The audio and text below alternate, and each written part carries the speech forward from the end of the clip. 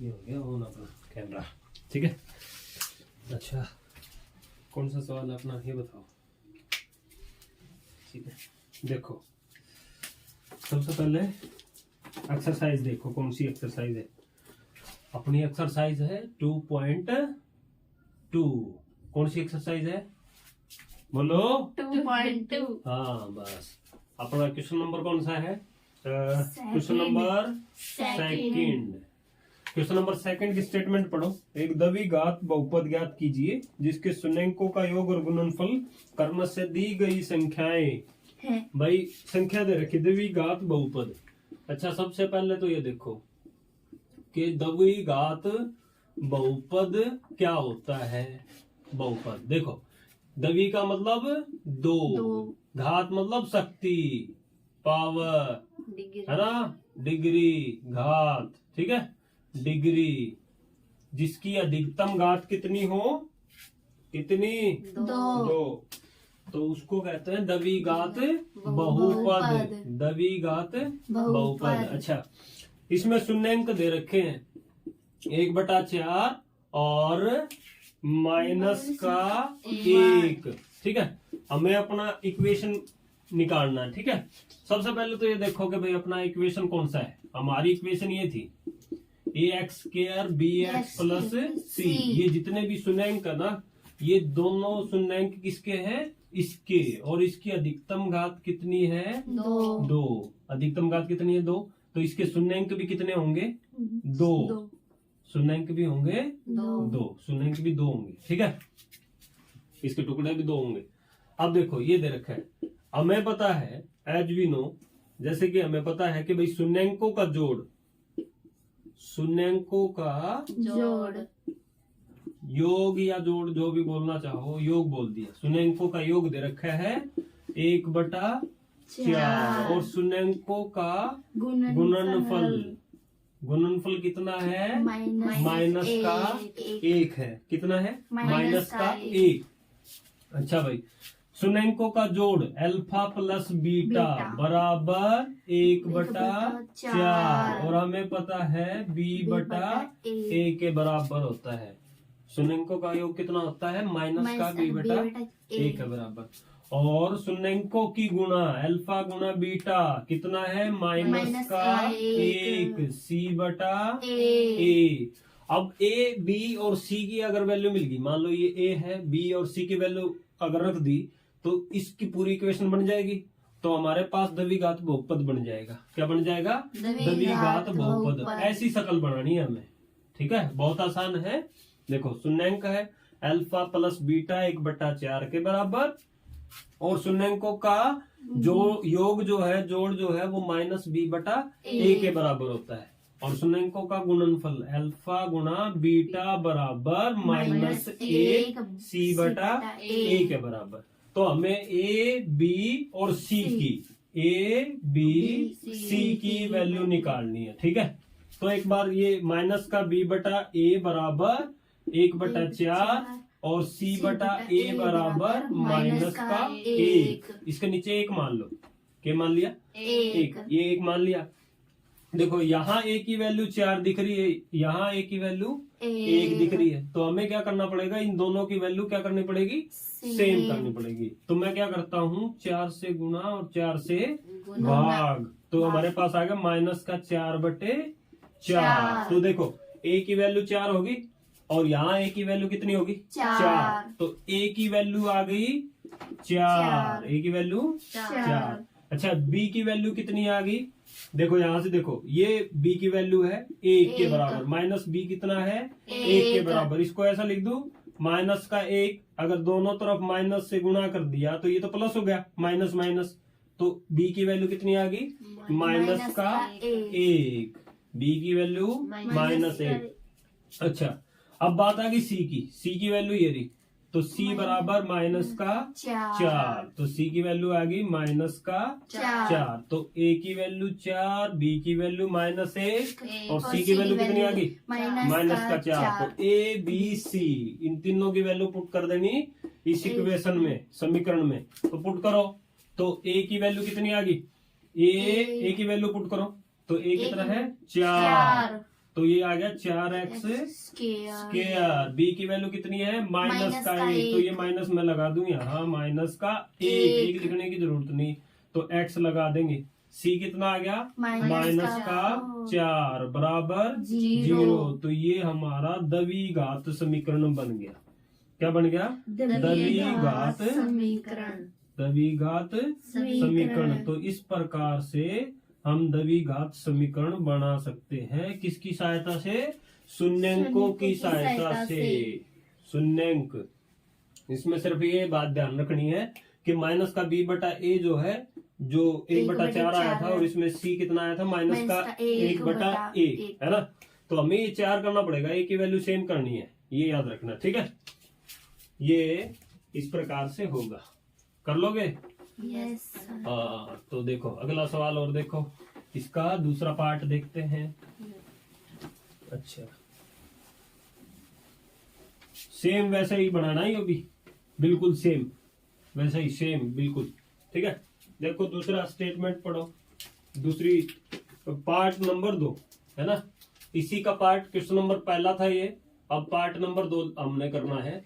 Part number 2 में शून्यंक कितने दे रखे हैं? √2 और 1/3, तो ये दे रखे हैं शून्यंक, ठीक है। तो इसमें हमें हमारे पास है, ये तो है शून्यंकों का योग, शून्यंकों का योग दे रखा है।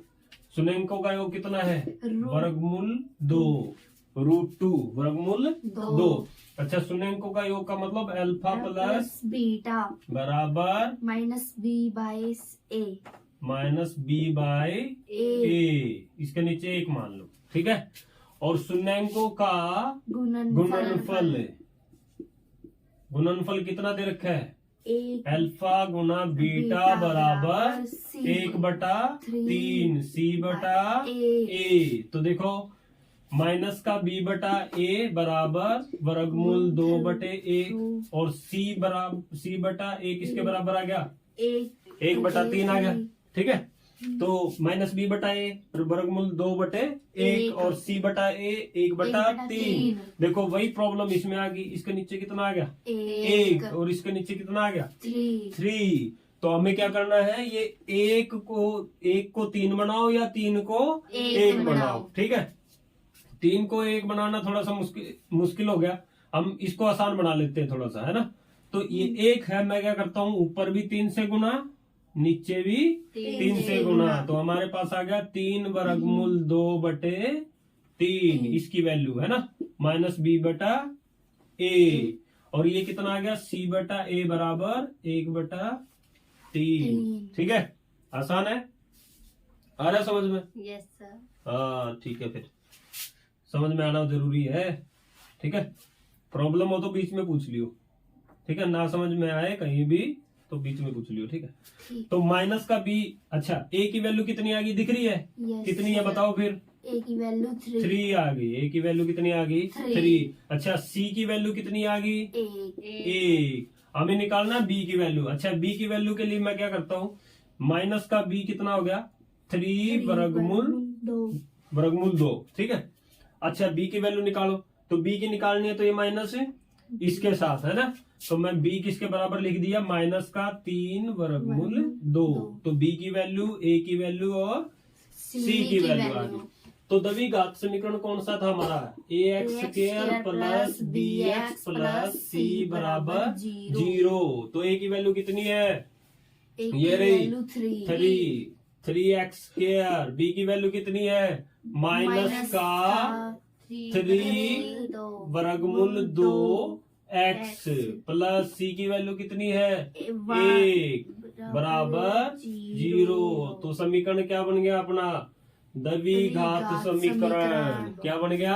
द्विघात समीकरण बन गया। द्विघात समीकरण कौन सा होता है? जिसकी अधिकतम पावर कितनी हो? 2, मैक्सिमम पावर 2। तो इस प्रकार से ये बात ध्यान रखनी इसमें भी कि हमें यहाँ नीचे क्या करना है? a की वैल्यू बराबर करनी है, सेम करनी है, ठीक है। a की वैल्यू कैसी करनी है?